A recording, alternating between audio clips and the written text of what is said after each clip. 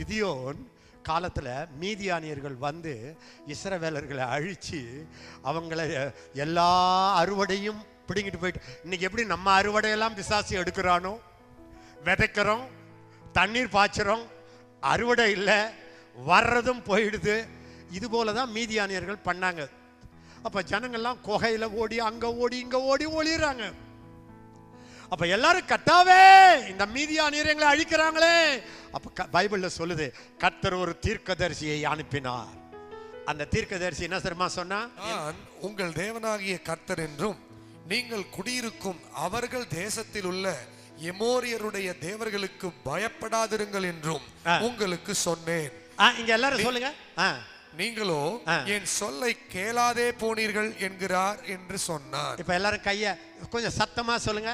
எதற்கு பயப்படுகிறோமோ அதை ஆராதிக்கிறோம். இன்னொரு முறை எதற்கு பயப்படுகிறோமோ அதை ஆராதிக்கிறோம். அவங்க பண்ண பாவம் வேற ஒண்ணுமே சொல்லல. ஆண்டவர் பயப்படாதான் இல்ல, பயந்தா இல்ல, அதில் தான் போயிட்டு அப்படின்ட்டாரு. இன்னைக்கு நம்ம எல்லாரும், நான் நிறைய இந்த சாப்டர்ல சொல்லலாம்னு நினைச்சேன். ஆனா ஆண்டவர் இதை ஒண்ணு மட்டும், நீங்க எதை பார்த்து பயப்படுறீங்களோ அந்த பயப்பட பயப்பட பயப்பட அதுக்கு நீங்க சக்தியை கொடுக்கிறீர்கள். அதை நீங்க ஆராதிக்கிறீர்கள். கிட்டத்தட்ட சொன்னா எதுக்கு பயப்படுறீங்களோ அதுக்கு நீங்க விக்கிரக ஆராதனை பண்றீங்க. இதுல இவ்வளவு பேரும் அதை பார்த்த பார்வை வேற. தாவீது வந்தான் பாருங்க, எனக்கு அதான் பிடிச்சது. எல்லாரும் என்னன்றாங்கன்னா, இவனை பார்த்தீர்களா? எல்லாரும் போ, பிசாசி என்ன பண்ண தெரியுமா அண்ணா? தாவீதுல அப்படி வந்தவன அப்படி பார்த்துட்டு ஃபர்ஸ்ட் டைம் எல்லாரும் சொல்லுங்க, ஃபர்ஸ்ட் டைம் இன்னொரு முறை இன்னொரு முறை சாத்தான், எல்லாரும் சொல்லுங்க, சாத்தான் உங்களை பயங்காட்டும் போது ஃபர்ஸ்ட் டைம் அரெஸ்ட் பண்ணுங்க.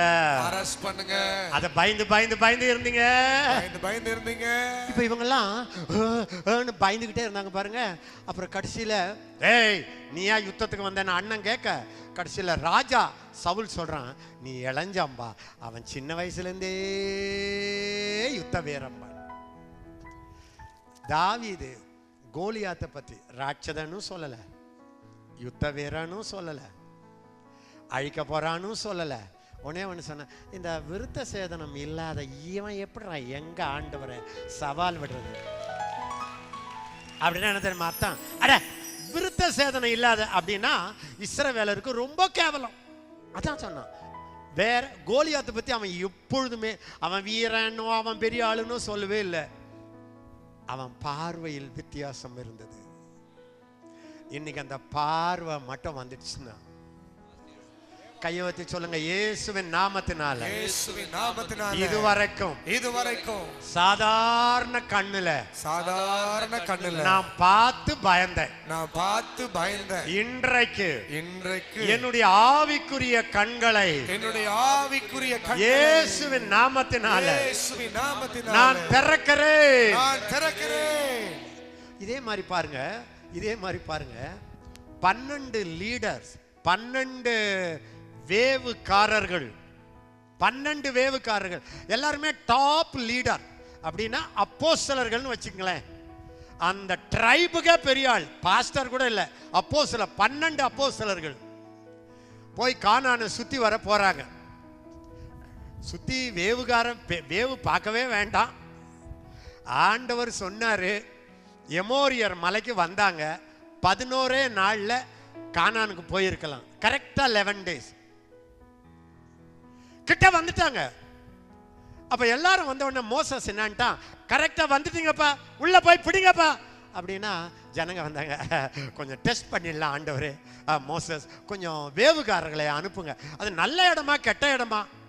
ஆண்டவர் தான், அது நல்ல இடம், தேன் வருது பால் வருதுன்னாருல, நல்ல இடமா கெட்ட இடமா பாருன்னாங்க. பாருங்க, இவங்க போனவன் எல்லாம் பார்த்துட்டு, கொஞ்சம் கவனிங்க, எல்லாத்தையும் பார்த்துட்டு ஒரே ஒரு திராட்சை கொலை 80 பவுண்ட் 2 பேரு தூக்கிட்டு வராங்க. திராட்சை கொலைய அவ்வளோ செழிப்பா வராங்க. வந்து 10 பேரு, நாங்க போய் வந்த தேசம்